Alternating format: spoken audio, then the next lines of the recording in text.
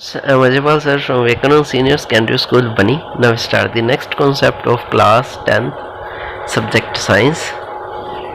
Chapter हमारा चल रहा है प्रकाश का प्रवर्तन, ओके, और अपवर्तन। चलो नेक्स्ट हम डिस्कशन करते हैं उत्तल दर्पण द्वारा प्रतिबिंब बनाना। हमने यस्टरडे क्या डिस्कशन किया था प्रीवियस डेज के अंदर कि अवतल दर्पण हमारे कैसे प्रतिबिंब बनाते हैं, फिर हमने अवतल दर्पणों के उपयोग के बारे में डिस्कशन किया। तो आज हम क्या करेंगे, उत्तल दर्पण द्वारा प्रतिबिंब बनाना, कि उत्तल दर्पण हमारे कैसे प्रतिबिंब बनाते हैं। हमने अवतल दर्पण द्वारा प्रतिबिंब बनाने के बारे में अध्ययन किया, अब हम उत्तल दर्पण द्वारा प्रतिबिंब बनाने के बारे में अध्ययन करेंगे। Let's start.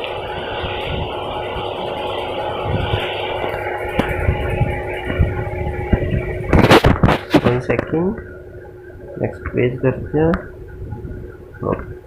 देखो, उत्तल दर्पण द्वारा बने प्रतिबिंब का अध्ययन करने के लिए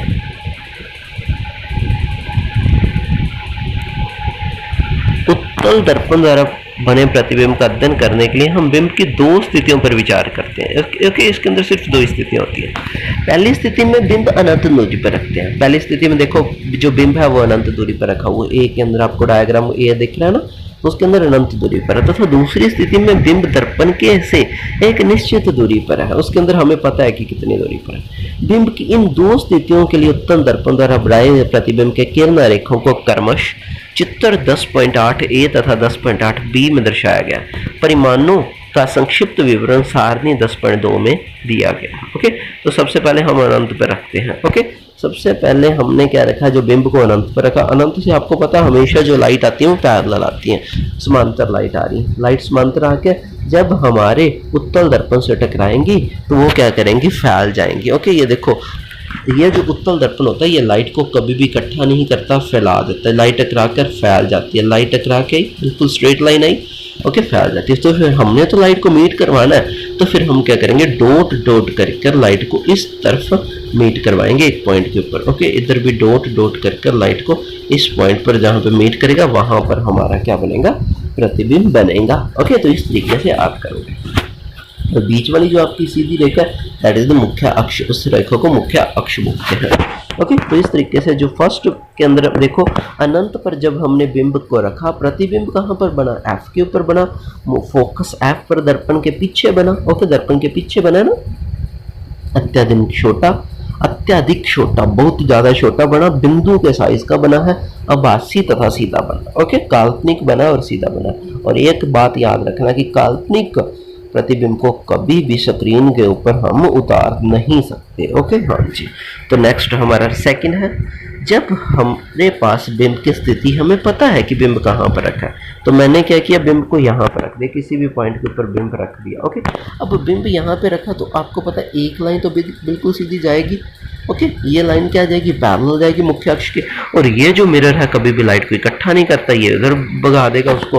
ओके, लाइट इस तरीके से उधर चली जाएगी। ओके, ये आपको पता चलेगा, लाइट आई ऐसे सी, गई उधर चली गई। अब हमने तो इसको लाइट को मीट करना, तो मैं डॉट डॉट कर इस लाइट को इस तरीके से इस तरफ बढ़ाऊंगा। ओके, तो मैंने डॉट डॉट करके इस लाइट को इस तरफ बढ़ा दिया। ओके, ये रहा लाइट, इधर इस तरीके से लाइट को बढ़ा दिया। अब जो दूसरी लाइट है मैं ऐसे करूँगा, दूसरी लाइट को सीधा बिल्कुल सीधा लेके जाऊँगा और सीधा सी में से पास कर दूंगा, क्योंकि मुझे पता है कि सी में से जो लाइट आती है वो बिल्कुल सीधी रहती है और सीधी ही वापस चली जाती है। ये सीधी आई, सीधी वापस चली गई। ओके, तो अब यहाँ पे छोटा सा एक प्रतिबिंब बनेगा इस तरफ। ओके, तो ये हमारा जो होगा प्रतिबिंब होगा जो ए डैश बी डैश को रिप्रेजेंट कर रहा है। ओके, तो इस तरीके से हम प्रतिबिंब बना लेंगे। अनंत तथा दर्पण के बीच, पी के बीच, अनंत तथा दर्पण के ध्रुव पी के बीच। अब जो हमारा बिंब पड़ा कहाँ पर था, बिंब की स्थिति कहाँ पे थी, अनंत तथा दर्पण के ध्रुव पी के बीच थी। ओके, और प्रतिबिंब की स्थिति कहाँ बनी, पी तथा एफ के पीछे, दर्पण के पीछे था ना। ओके, पी और एफ के पीछे और दर्पण के पीछे। छोटा साइज बना, आभासी और सीधा बना। अभी तक आपने समतल दर्पण, अवतल दर्पण तथा उत्तल दर्पण द्वारा प्रतिबिंब बनाने के बारे में अध्ययन किया है। इनमें से कौन सा दर्पण किसी बड़े प्रतिबिंब का पूरा प्रतिबिंब बनाएगा, आइए क्रियाकलाप द्वारा अन्वेषण करें। चलो हम ऐसे करते हैं,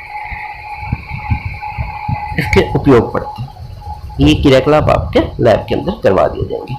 फिर भी हम पढ़ लेते हैं। आप एक छोटे उत्तल दर्पण में किसी ऊंचे भवन पेड़ का पूर्ण लंबाई का प्रतिबिंब देख सकते हैं। ओके, आगरा किले की एक दीवार में ऐसा ही दर्पण लगा हुआ है।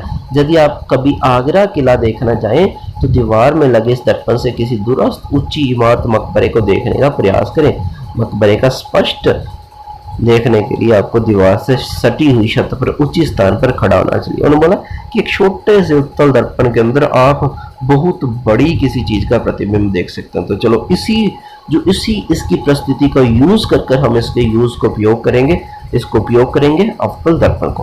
अवतल दर्पण का उपयोग सामान्यतः वाहनों के पश्च दृश्य होता है पीछे वाला दर्पणों के रूप में किया जाता है। ये दर्पण वहां के पार्श्व साइड में लगे होते हैं, साइड में लगे होते हैं। ओके, तथा इनमें ड्राइवर अपने पीछे से वाहनों को देख सकते हैं, पीछे के वाहनों को देख सकते हैं, जिससे वे सुरक्षित रूप से वाहन चला सके। उत्तल दर्पणों का इसलिए भी प्राथमिकता देते हैं क्योंकि ये सदैव सीधा प्रतिबिंब बनाते हैं। यद्यपि यह छोटा है, इसका दृष्टि क्षेत्र भी बहुत अधिक है क्योंकि ये बाहर की ओर वक्रित होते हैं। अतः समतल दर्पण की तुलना में उत्तल दर्पण ड्राइवर को अपने पीछे से बहुत बड़े क्षेत्र को देखने में समर्थ बनाते हैं। तो ये हमारे क्वेश्चन हो गए। नेक्स्ट हम आगे करेंगे चिन्ह परिपाठी करेंगे, साइन कन्वेंशन करेंगे सभी दर्पणों के। तो I hope you will understand this concept. तो take care, stay home, stay safe, bye.